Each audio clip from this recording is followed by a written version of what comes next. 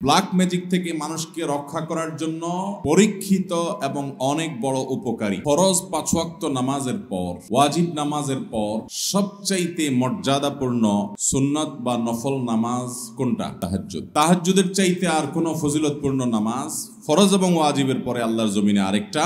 তাহাজ্জুদের পর দ্বিতীয় সর্বোচ্চ ফজিলতপূর্ণ সুন্নাহ বা নফল নামাজ কোনটা? কে বলতে পারেন? তাহাজ্জুদের পর নওয়াফেলের মধ্যে দ্বিতীয় সর্বোচ্চ গুরুত্বপূর্ণ নফল নামাজ হলো সলাতুদ দুহা বা চাশতের নামাজ। এই নামাজটা আমাদের সমাজ থেকে প্রায় বিলুপ্তির পথে। যদিও ফজরের আগে 2 রাকাত সুন্নাত, ওইটার গুরুত্ব 5 ওয়াক্ত নামাজের আগে পরে সকল সুন্নাত নামাজের মধ্যে সবচেয়ে গুরুত্বপূর্ণ। নবী করিম সাল্লাল্লাহু আলাইহি সাল্লাম বলেছেন, লা তাদাহুমা ওয়ালাউ তারাদাতকুমুল খাইল। যদি তোমার সফরে বাহন ছুটে যায় যাক, তবুও তুমি এই ফজরের আগে 2 রাকাত সুন্নাত ছাড়বা না, এত গুরুত্বপূর্ণ। কিন্তু অন্য সব যে সমস্ত নওয়াফেল আছে সেগুলোর মধ্যে দ্বিতীয় সর্বোচ্চ গুরুত্বপূর্ণ হলো সলাতুদ দুহা বা চাশতের নামাজ। এই চাশতের নামাজ নিয়মিত পড়েন এরকম যারা আছেন একটু হাত তোলেন। চাশতের নামাজ নিয়মিত প্রতিদিন পড়েন, যা হাত তোলেন। 1। তুমি চাশতের নামাজ বুঝো নি ছোট ভাই? হাত নেমে গেছে, বুঝে না বেচারা। 1 ভাই আছেন, 2 ভাই আছেন। এত বিশাল মানুষের মজমা, হাজার হাজার মানুষের বিশাল সমাবেশ, মাত্র 2টা হাত সামনে উঠছে। এখান থেকে বোঝা যায় যে এই নামাজ সম্পর্কে আমাদের সমাজে তেমন কোনো ধারণা। তাহলে আমরা এই নামাজটা সম্পর্কে সংক্ষেপে কিছু কথা বলবো ইনশাআল্লাহ।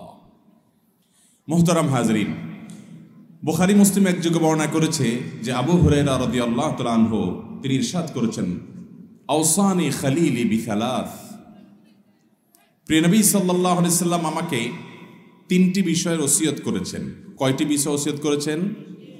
আমাদের প্রিয় নবী সাল্লাল্লাহু আলাইহি সাল্লাম এই সাহাবীকে ওসিয়ত করেছেন এই হাদিসে 3টি বিষয়। লা আদাহুন্না হাত্তা আমুত, আমি মৃত্যুর আগ পর্যন্ত এই 3টি কাজ কখনো ছাড়ব না, কারণ এই 3টি কাজ যেন আমি সব সময় করি। নবী করিম সাল্লাল্লাহু আলাইহি সাল্লাম সে ওসিয়ত আমাকে করে গেছেন, আমি এই কাজগুলো কখনো ছাড়ব না মৃত্যুর আগ পর্যন্ত।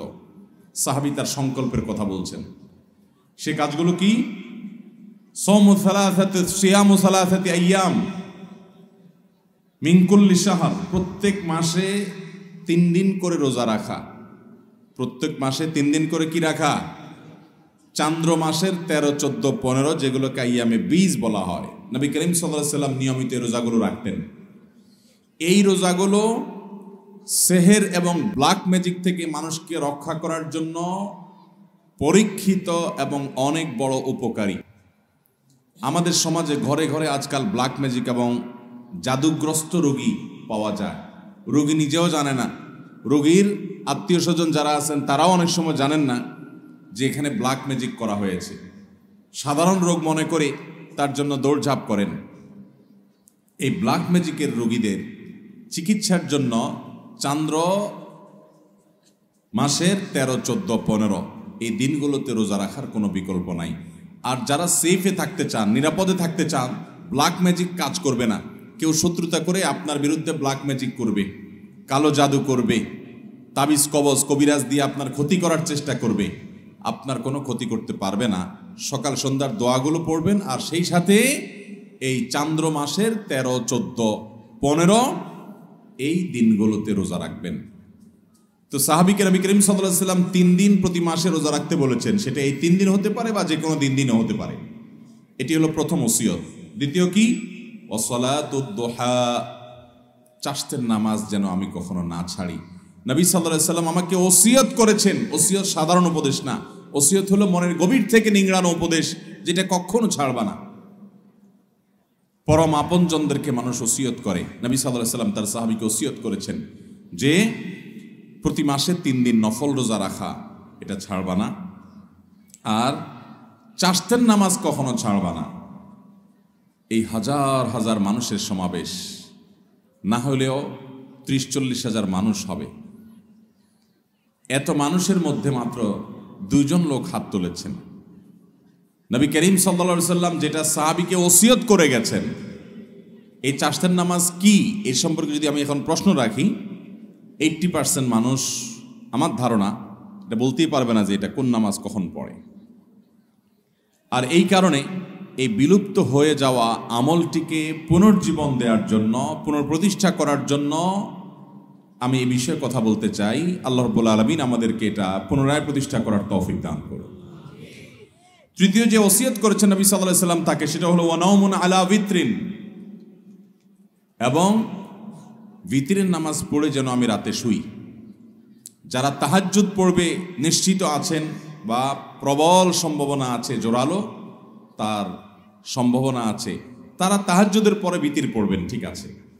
কিন্তু বিতির পড়তে পারি কিনা এ ব্যাপারে যদি সিউরিটি না থাকে, প্রবল নিশ্চয়তা না থাকে, তাহলে সেক্ষেত্রে বিতির পড়ে রাতে ঘুমোতে হবে, সেটাকে বিলম্ব করা যাবে না, বাদ দেওয়া যাবে না। নবী সাল্লাল্লাহু আলাইহি ওয়াসাল্লাম সে ওসিয়ত করেছেন। সহিহ মুসলিমের হাদিস আম্মাদান আয়েশা রাদিয়াল্লাহু তাআলা থেকে বর্ণিত যে তিনি বলেছেন, কানান নবী সাল্লাল্লাহু আলাইহি ওয়াসাল্লাম ইউসাল্লি দুহা আরবাআন ওয়া ইয়াজিদু মা শা। নবী সাল্লাল্লাহু আলাইহি ওয়াসাল্লাম প্রতিদিন 4 রাকাত চাশতের নামাজ পড়তেন, আবার কখনো কখনো তার চাইতে বেশিও পড়তেন যতটুকু মনে চায়। অনেক বর্ণনা থেকে 8 রাকাত পর্যন্ত পাওয়া যায়। 4 রাকাতের বেশি 6 রাকাত হতে পারে, 8 রাকাতও হতে পারে। এই হাদিস থেকে বোঝা যায় যে 4 রাকাত তিনি অবশ্যই পড়তেন, এর বেশি কখনো কখনো 8 রাকাতও পড়তেন, 6 রাকাতও পড়তেন। সহিহ মুসলিমের হাদিসে আসছে, আবু যর গিফারী রাদিয়াল্লাহু তাআলা বর্ণনা করেছেন, নবী করিম সাল্লাল্লাহু আলাইহি ওয়াসাল্লাম বলেছেন, আল্লাহ রাব্বুল আলামিন আমাদের শরীরে যতগুলো অঙ্গ প্রত্যঙ্গ দিয়েছেন, যতগুলো জোড়া দিয়েছেন, এই প্রত্যেকটি জয়েন্ট, এই প্রত্যেকটি জোড়া আল্লাহর পক্ষ থেকে অনেক বড় অনুগ্রহ। প্রতিদিন এই জোড়া ঠিক থাকার কারণে আমরা মুভমেন্ট ঠিক মতো করতে পারছি, চলাফেরা ঠিক মতো করতে পারছি, অসুবিধা হচ্ছে না। এই যে আল্লাহ তাআলার এত বিশাল বড় নেয়ামত আমরা লাভ করতে পারলাম, সেজন্য প্রতিটি জোড়া, প্রতিটি অঙ্গের তরফ থেকে প্রতিদিন আমাদের সাদাকা করা উচিত। আমরা একবার সুবহানাল্লাহ বললে একটি জোড়া, একটা জয়েন্টের পক্ষ থেকে, অঙ্গের পক্ষ থেকে সাদাকা হয়, এর পক্ষ থেকে আল্লাহর শুকরিয়া আদায় করা হয়। একবার আলহামদুলিল্লাহ বললে, একবার সুবহানাল্লাহ বললে, একবার আল্লাহু আকবার বললে, একটা ভালো কাজ করলে, একটু দান সাদাকা করলে, কাউকে অন্যায় কাজ থেকে বাধা দিলে, কাউকে কোনো ভালো কাজের নির্দেশ করলে, এই প্রত্যেকটি ভালো কাজ মানুষের প্রতিটা শরীরের প্রতিটি জয়েন্ট থেকে সাদাকা হয়। এই যে মানুষের শরীরের শত শত জয়েন্ট, এই জয়েন্ট এবং জোড়া, এই অঙ্গ প্রত্যঙ্গগুলো থেকে প্রত্যেকটি থেকে আলাদা আলাদা করে প্রতিদিন যদি সাদাকা দিতে হয়, তাহলে কি পরিমাণ নেকামল করা লাগবে। এই হাদিসে নবী সাল্লাল্লাহু আলাইহি ওয়াসাল্লাম বলেছেন, মানুষের শরীরের প্রতিটি জয়েন্ট, জোড়া, প্রতিটি অঙ্গ প্রত্যঙ্গ থেকে একটি কাজ প্রত্যেকটির তরফ থেকে সাদাকা করার, শুকরিয়া আদায় করার কাজ করে দেয়। সেটা হলো যদি কেউ সলাতুদ দুহা বা চাশতের নামাজ পড়ে, তাহলে এই একটি কাজ তার শরীরের সমস্ত জয়েন্টের তরফ থেকে সাদাকা হয়ে যায়। মুহতারাম হাজরিন, এই সালাতুদ দুহা বা চাশতের নামাজের সম্পর্কে তিরমিজির বর্ণনায় আসছে, নবী করিম সাল্লাল্লাহু আলাইহি সাল্লাম বলেছেন যে আল্লাহ রাব্বুল আলামিন হাদিসে কুদসিতে বলেছেন, ইয়াবনা আদম, হে আদম সন্তান, এর কালি আউয়ালান নাহারি আরবাআন, তোমরা দিনের শুরুতে 4 রাকাত নামাজ পড়ো আমাকে সন্তুষ্ট করবার জন্য। এটা আল্লাহ বলছেন। আকফিকা আখিরাহু, তাহলে তোমাকে আমি দিনের শেষ পর্যন্ত পরিপূর্ণ সময়টাতে আমি যথেষ্ট হয়ে যাব সকল ক্ষতি থেকে বাঁচাবার জন্য। এই 4 রাকাত নামাজ সালাতুদ দুহা, যেটাকে আমরা চাশতের নামাজও বলি। নবী আলাইহিস সালাম অন্য হাদিসে বলেছেন, লা ইউহাফিযু আলা সালাতিদ দুহা ইল্লা আওয়াব, যারা আল্লাহর দিকে ধাবিত, আল্লাহর দিকে অগ্রসর, এলিট শ্রেণীর মুসলমান, সাধারণ শ্রেণী না, একেবারে সর্বোচ্চ মর্যাদার, সর্বোচ্চ শ্রেণীর আপার ক্লাসের মুসলমান যারা, এই আপার ক্লাসের মুসলমান, তাদের কাজ হলো আল্লাহর পথে ধাবিত তারা থাকে, আল্লাহর দিকে ঝুঁকে থাকে, আল্লাহর দিকে অগ্রসর থাকে। এই আওয়াব শ্রেণীর বান্দা, আপার ক্লাসের মুসলমানদের আমল হলো চাশতের নামাজ। এটা সাধারণ মুসলমানরা পারে না। এই জন্য নবী সাল্লাল্লাহু আলাইহি ওয়াসাল্লাম এটার নাম দিচ্ছেন ওয়াহিয়া সালাতুল আওয়াবিন। এটা হলো আওয়াবিনের নামাজ, অর্থাৎ আল্লাহর দিকে যারা ধাবিত থাকে তাদের নামাজ সালাতুদ দুহা। এই নামাজটা কখন পড়তে হয়? এই নামাজটা পড়তে হয় সূর্য যখন তেতে যায়, সূর্যের উত্তাপে যখন বালি মাটি একটু গরম হতে লাগে তখন থেকে নিয়ে জোহরের ওয়াক্ত হওয়ার আগ পর্যন্ত, এটা গরমের সিজনে এক টাইম হয়, শীতের সিজনে আরেক টাইম হয়। কারণ গরমের সময় সূর্য এক সময় উঠে, শীতের সময় সূর্য আরেক সময় উঠে। আনুমানিক বেশিরভাগ সিজনে দেখবেন আপনি 8টা সাড়ে 8টার পর থেকে নিয়ে আপনার জোহরের আগ পর্যন্ত এই টাইমটাতে বালু তেতে যায়। কখনো একটু দেরি হয়, 9টা বাজে, বা কখনো একটু আগে হয়। তো এই 9টা 10টা সাড়ে 10টা এই টাইমগুলোতে জোহরের ওয়াক্ত হওয়ার আগ পর্যন্ত 4 রাকাত নামাজ, কোনো কোনো বর্ণায় অবশ্য 2 রাকাতের কথা বলা হয়েছে, কিন্তু বেশিরভাগ বর্ণায় 4 রাকাতের কথা বলা হয়েছে। আবার অনেক বর্ণায় 8 রাকাতের কথা বর্ণিত হয়েছে। 2 রাকাত করে পড়তে পারেন। সলাতুল লাইলি ওয়ান নাহারি মাসনা মাসনা, নবী সাল্লাল্লাহু আলাইহি ওয়াসাল্লাম বলেছেন রাত এবং দিনের নামাজ হলো 2 রাকাত করে, নফল নামাজগুলো 2 রাকাত করে পড়ে উত্তম। যাই হোক, অনেক উলামা ইকরাম 4 রাকাত একসাথে করার কথাও বলেন, 2টা কোয়াল আছে আমাদের মধ্যে, 2টা কওলি আছে। যাই হোক, তো চারটার নামাজ হিসাবে আপনি 9টা 10টার দিকে কমপক্ষে 4 রাকাত নামাজ পড়বেন। কোনো সূরা নির্ধারিত নাই, যেই কোনো সূরা দিয়ে পড়তে পারেন, সূরা ফাতিহার সাথে আরেকটা সূরা মিলিয়ে। এরপরে আপনি অন্য সব নামাজের যে নিয়ম আছে ঠিক একই নিয়ম, বিশেষ কোনো নিয়ত নাই। আমি সলাতুদ দোহা পড়তেছি, চারটার নামাজ পড়তেছি, যে নামাজ আমার পুরো শরীরের প্রতিটি অঙ্গ প্রত্যঙ্গ, প্রতিটি জয়েন্ট জোড়া থেকে এই নামাজটাই যথেষ্ট হয়ে যাবে, আমি সেই নামাজ পড়ছি। যে নামাজ পড়ার জন্য নবী সাল্লাল্লাহু আলাইহি ওয়াসাল্লাম একজন নয় বেশ কয়েকজন সাহাবীকে ডেকে ডেকে আলাদা করে ওসিয়ত করেছেন। ওসিয়ত আর সাধারণ নসিহত উপদেশ এক জিনিস না। নবী সাল্লাল্লাহু আলাইহি ওয়াসাল্লাম ওসিয়ত করেছেন। ওসিয়ত সাধারণত বলা হয় কোনো ব্যক্তি তার মৃত্যুর পরেও যেন কোনো কাজ করা হয় সে সম্পর্কে যে উপদেশ দিয়ে যায়, গাইডলাইন দিয়ে যায়, ওটার নাম ওসিয়ত। এটা মানুষ একান্ত আপনজনকে করে।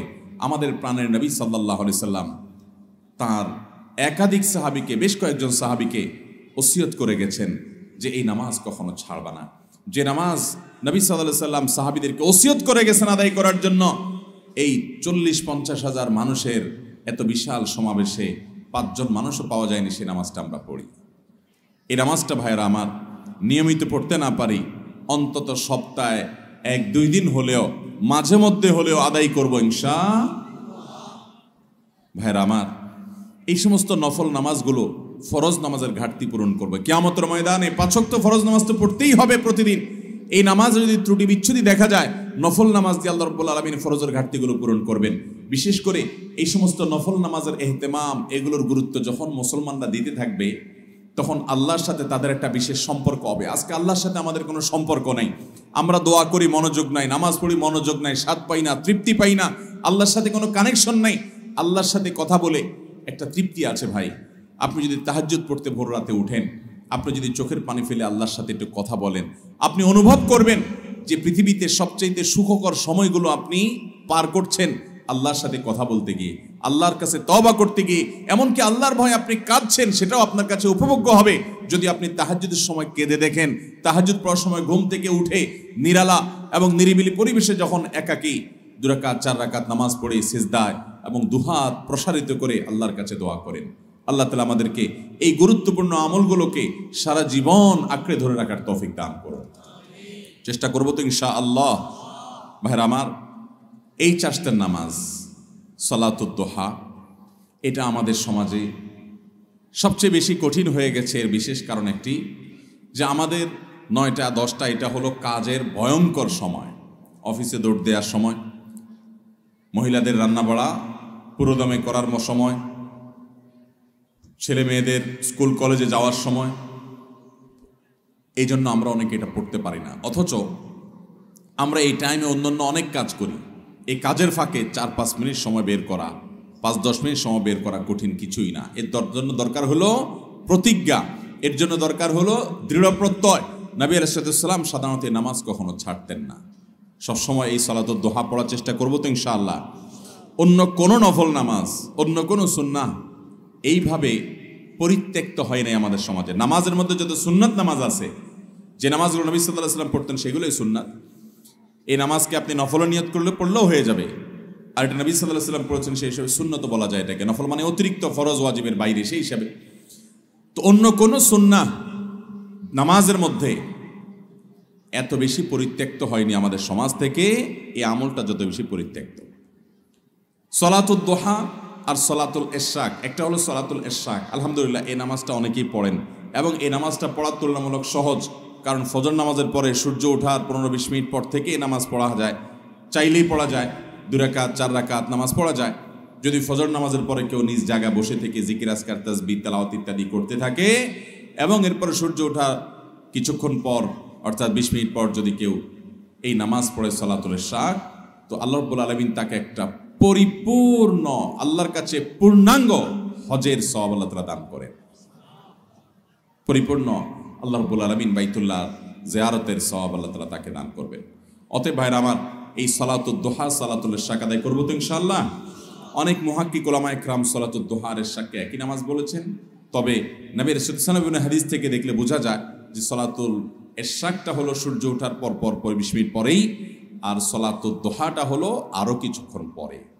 তাহলে দুইটাকে আলাদা করে পড়লে আমাদের আমলের পরিমাণও বাড়লো এবং বিভিন্ন হাদিস থেকে সেটি বোঝাও যায়। বিধায় চাষতের নামাজটা, সালাতুদ দুহার নামাজটা আমরা 9টা-10টার দিকে পড়ব, চেষ্টা করবো তো ইনশাআল্লাহ।